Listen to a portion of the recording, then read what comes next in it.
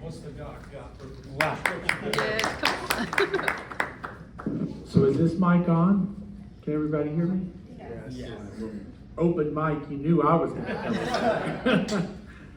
So I said a couple words earlier to our friend Enes Freedom in the back there, and I wanted to take this opportunity to share my full story with you and with everyone who's gathered here, because I think your words of warning about how quickly freedom can disappear, I think we really need to take heed.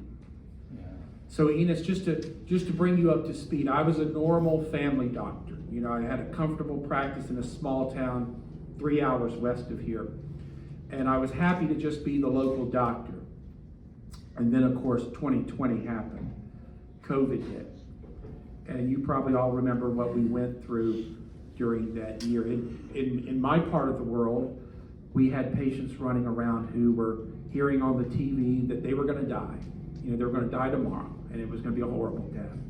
And so in my part of the country, people were really panicking. They really needed someone to reassure them.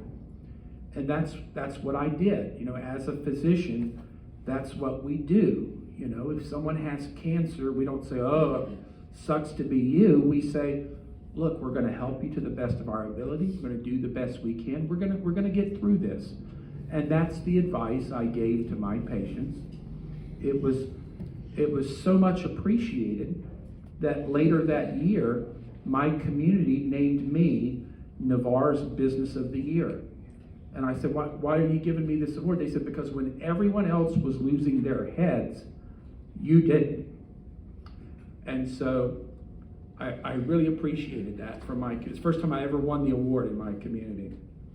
But what the rest of you don't know is that later that same year, I was under investigation by the American Board of Family Medicine.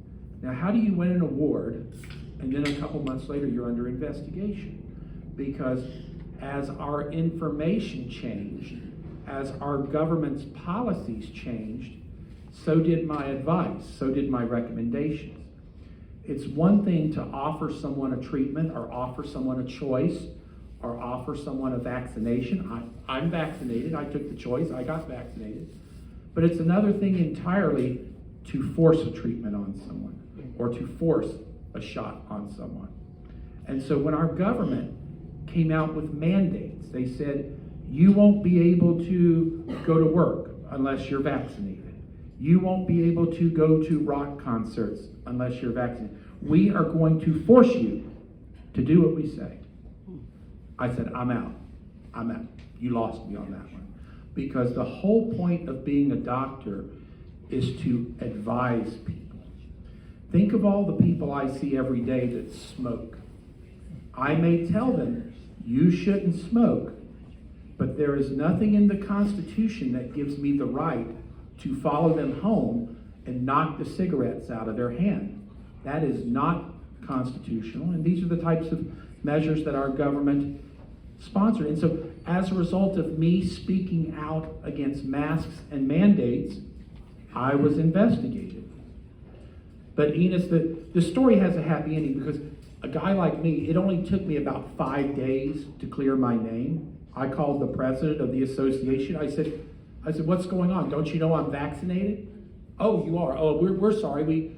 We forgive us for calling you, you know, an anti, you know, you're spreading misinformation. You know, they actually sent me a letter saying I was denigrating their vaccine efforts. I said, I'm vaccinated.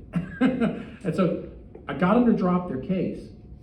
But the point I was making, Enes, as I was going through this, as I was being persecuted by a national organization in charge of telling everyone who the good doctors are, this same legislature here in Tallahassee was debating a physician freedom of speech bill. And so my friend said, you know, Dr. Edmond, what you're going through for speaking your mind, for speaking against mandates, this bill in Tallahassee would have protected you.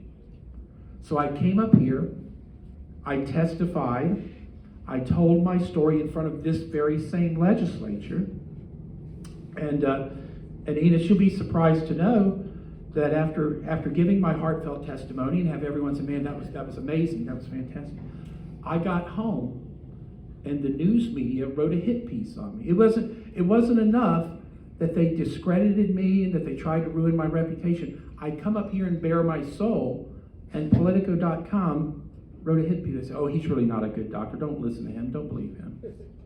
So now, Enes Freedom, now that reporter who wrote that hit piece on me, he has to see this smiling face in Tallahassee every single day, and he knows he's the reason I'm here.